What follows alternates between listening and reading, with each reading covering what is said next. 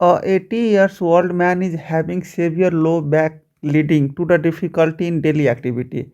He take painkiller daily but no relief is the noted. Recently he has also started developing the swelling around eye in the morning which resolve as the day progress and come back next morning.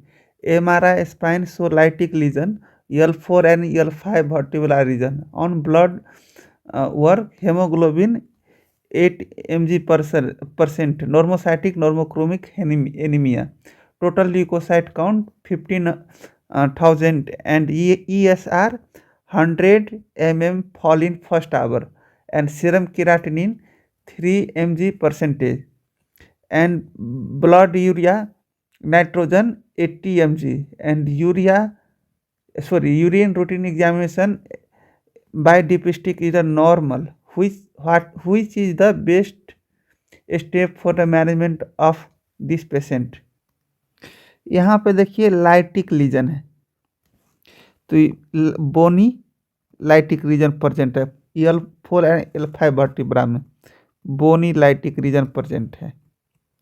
उसके बाद यहाँ पे देखिए haemoglobin में 8 mg percent है, मतलब anaemia है, anaemia present है। उसके बाद देखिए ESR 100 mm fall first hour में और सीरम क्रिएटिनिन 3 mg परसेंटेज है, तो सीरम क्रिएटिनिन 3% है। उसके बाद क्या है, ब्लड यूरिया नाइट्रोजन 80 mg है। तो यहाँ पे देखिए जो ESR 100 mm fall in first hour है, ये किस किस में होता है? सबसे पहले एक हो गया मल्टीपल माइलोमा, एक हो गया क्या मल्टीपल माइलोमा। सेकंड क्या हो गया जेंट सेल आर्थराइटिस। थर्ड क्या हो गया मल्टी नोडुलर गोइटर। ये तीन में 100 mm फॉल ESR दिखाई देता है, वो भी फर्स्ट आवर में। उसके बाद देखिए मल्टीपल माइलोमा में हम एक डिफरेंशियल डायग्नोसिस करने के लिए एक क्रैब निमोनिक्स आता है। और क्रैब मीन्स कि सी मीन्स क्या होता है? सी मीन्स होता है कैल्सीमिया। सी मीन्स क्या होता है? कैल्सीमिया।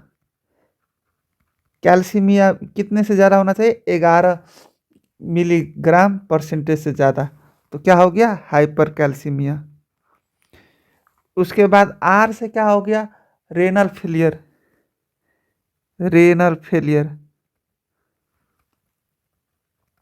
तो रेनल फेलियर में यहाँ पे देखिए क्रिएटिनिन 3% दिया है, तो इफ क्रिएटिनिन मोर देन 2% रहेगा तो रेनल फेलियर मोर देन 2% से रहेगा। तो इसके बाद ए से हुआ, ए से क्या हो गया एनीमिया, जो एनीमिया केस में प्रेजेंट है। और बी से क्या हो गया बोनीलाइटिक लीजन। बोनीलाइटिक लीजन और bleeding.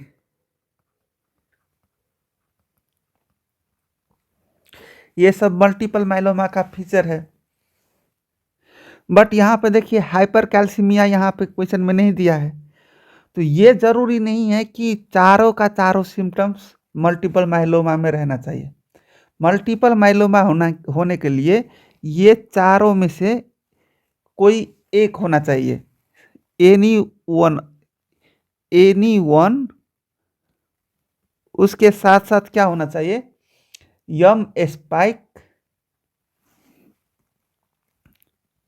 Spike protein with plasma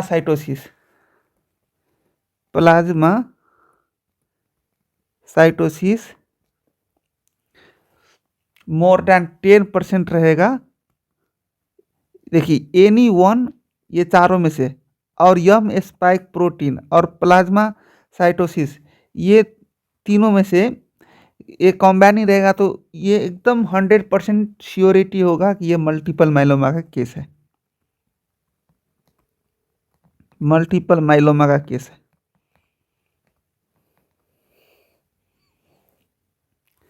और मल्टीपल माइलोमा का मोस्ट कॉमन सिम्टम्स क्या है? मोस्ट कॉमन सिम्टम्स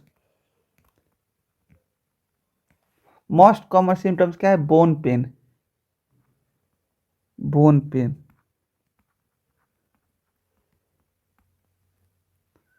और मल्टीपल माइलोमा में जो ब्रेन पार्ट होता है वो लास्ट में इन्वॉल्व होता है। तो लास्ट में कौन सा पार्ट इन्वॉल्व होता है? ब्रेन, ब्रेन पार्ट लास्ट में इन्वॉल्व होता है। तो हमारे बॉडी में देखिए एंटीबॉडी दो टाइप्स का होता है, एंटीबॉडी दो टाइप्स का होता है। एक होता है हैवी एंटीबॉडी, एक होता है light chain antibody. Heavy antibody में क्या होता है? Gamed, GAMED। और लाइट चेन एंटीबॉडी में कौन सा होता है? एक होता है कप्पा, एक होता है लैम्डा। कप्पा एंटीबॉडी और एक होता है लैम्डा। तो यहाँ पे देखिए लाइट एंटीबॉडी ओवर प्रोडक्शन होने लगेगा, तो डिफेक्टिव एंटीबॉडी प्रोड्यूस होने लगेगा। तो over product of light chain antibody, और over production light chain antibody होने लगा तो क्या होगा? डिफेक्टिव एंटीबॉडी सब प्रोड्यूस होने लगेगा, डिफेक्टिव एंटीबॉडी सब प्रोड्यूस होने लगेगा। और डिफेक्टिव एंटीबॉडी सब प्रोड्यूस होने लगेगा तो क्या होगा? इन्फेक्शन होगा। इन्फेक्शन में क्या होगा? न्यूमोनिया और पाइलोनेफ्राइटिस, न्यूमोनिया और पाइलोनेफ्राइटिस।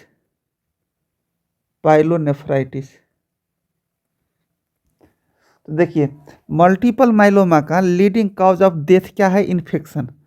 मल्टीपल माइलोमा का लीडिंग कॉज ऑफ डेथ क्या हुआ?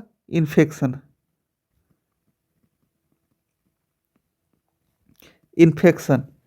और इन्फेक्शन में कौन सा? निमोनिया और पाइलोनेफ्राइटिस, और followed by the renal failure. Infection, if infection option में नहीं रहेगा तो क्या लगाएंगे leading cause of death multiple myeloma में? रेनल फेलियर,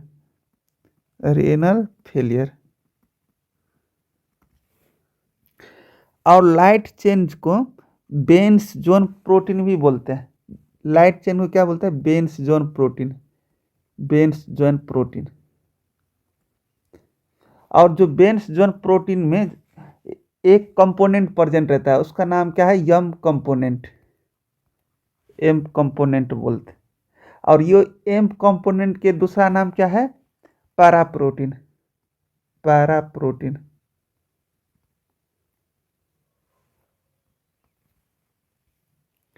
तो यहाँ पे देखिए नॉर्मली यूरिन में लाइट चेन और पैराप्रोटीन यूरिन में less than 10 milligram per day रहता है, बट मल्टीपल माइलोमा में मोर देन 10 मिलीग्राम और इंक्रीज हो जाता है। जब मल्टीपल माइलोमा में जब ये इंक्रीज हो जाता है यम प्रोटीन और यम कंपोनेंट, तो ये सिम्टम्स सब दिखाने लगता है। इफ इंक्रीज हो जाता है तो सिम्टम्स सब डेवलप होने लगता है। तो इसके लिए हम क्या करेंगे? इफ मल्टीपल माइलोमा में यम प्रोटीन और पैराप्रोटीन चेक करने के लिए इन्वेस्टिगेशन करेंगे। तो मल्टीपल माइलोमा में यम प्रोटीन और पैराप्रोटीन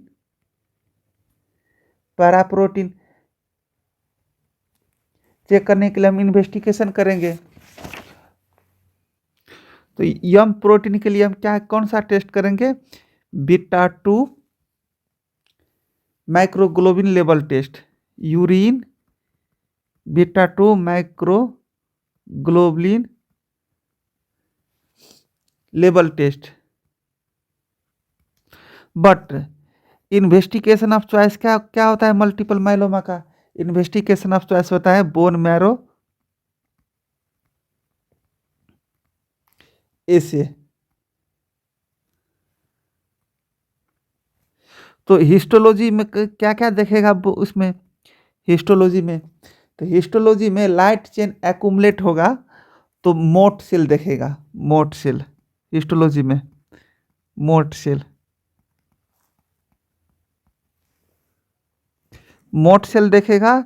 और क्या देखेगा, डूचर एंटीबॉडी, डूचर एंटीबॉडी, सॉरी डूचर एंटीबॉडी नहीं, डूचर बॉडीज, डूचर बॉडी देखेगा। उसके बाद क्या देखेगा हिस्टोलॉजी में, रूसेल एंटीबॉडी,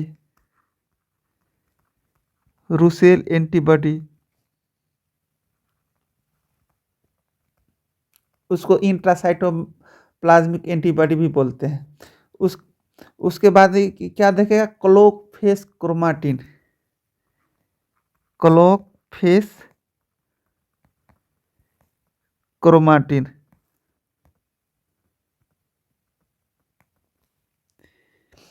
ये सब हिस्टोलॉजिकल फीचर है, हिस्टोलॉजी के में देखेगा, मतलब माइक्रोलॉजिकल एग्जामिनेशन में।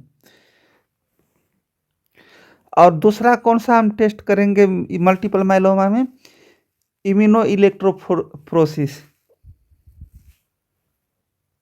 इलेक्ट्रोफोरेसिस टेस्ट करेंगे मल्टीपल माइलोमा में। दूसरा कौन सा टेस्ट करेंगे, इलेक्ट्रोफोरेसिस। इलेक्ट्रोफोरेसिस में क्या देखते हैं, एल्बुमिन और ग्लोबुलिन, एल्बुमिन और ग्लोबुलिन, ग्लोबुलिन। तो देखिए एल्बुमिन और ग्लोबुलिन दोनों डिक्रीज रहेगा तो ये नेफ्रोटिक सिंड्रोम होगा, nephrotic syndrome. If albumin increase और ग्लोबुलिन डिक्रीज रहेगा तो ये क्या होगा, लीवर सिरोसिस, लीवर सिरोसिस। क्योंकि लीवर में क्या होता है, ग्लोबुलिन कैटाबोलिज्म मैकेनिज्म में होता है, मतलब कैटाबोलिज्म करता है लीवर में। ग्लोबुलिन क्या होता है, कैटाबोलिज्म, इसलिए उसका वैल्यू कम होता है। कैटाबोलिज्म ग्लोबुलिन का कहाँ पे होता है, लीवर में होता है, इसलिए वहाँ पे वैल्यू कम होता है। इफ एल्बुमिन नॉर्मल और ग्लोबुलिन हाई मात्रा में इंक्रीज होगा तो उसको वो क्या चीज में देखेगा, मल्टीपल माइलोमा में, मल्टीपल माइलोमा में। जो हाई लेवल में ग्लोबुलिन से दिखाई देता है वो पीक लेवल में बोलता है, स्पाइक लेवल। तो स्पाइक लेवल में जो ग्लोबुलिन दिखाई देता है उसको क्या बोलता है, church spike appearance, church spike appearance. Church spike कहाँ पे दिखाई देता है, appearance. Church spike appearance means क्या होता है, चर्च स्पाइक अपीयरेंस मीन्स क्या होता है, मोनोक्लोनल सेल प्रेजेंट होता है हाई लेवल में, मोनोक्लोनल सेल स्पाइक। और एमआरआई स्पाइन में, एमआरआई में देखिए बोन लाइटिक लीजन दिखाया, बोन लाइटिक लीजन। दूसरा कौन कौन सा इमेजिंग मोडालिटी दिखाता है, एक हो गया rain drop, rain drop imaging. उसके बाद और क्या दिखाता है, लाइटिक लीजन, जो बोन लाइटिक लीजन है।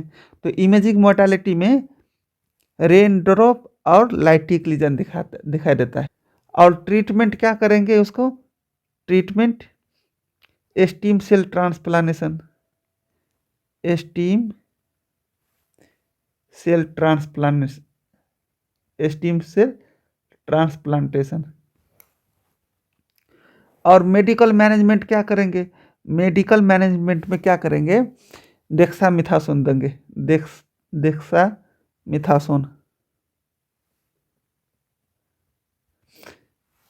उसके बाद क्या देंगे, बोर्टिजोमैब,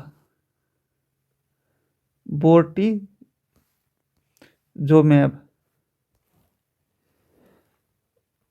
विथ लीनालिडोमाइड, लीनालिडोमाइड।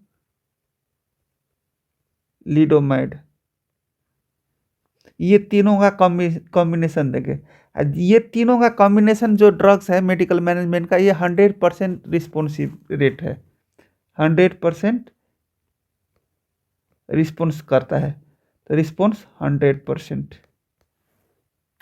तो देखिए मल्टीपल माइलोमा का केस कंफर्म हो गया, मल्टीपल माइलोमा का केस है।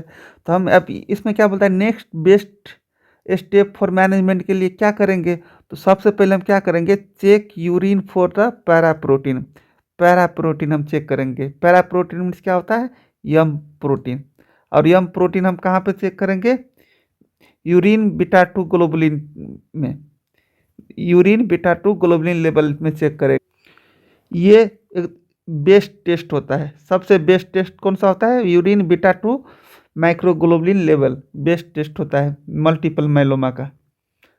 और में प्रोग्नोसिस के लिए भी वही बीटा 2 ग्लोबुलिन लेवल देखता है। तो इसलिए प्रोग्नोसिस के लिए भी कौन सा टेस्ट करता है, urine beta 2 microglobulin level test करता है। तो आंसर बी।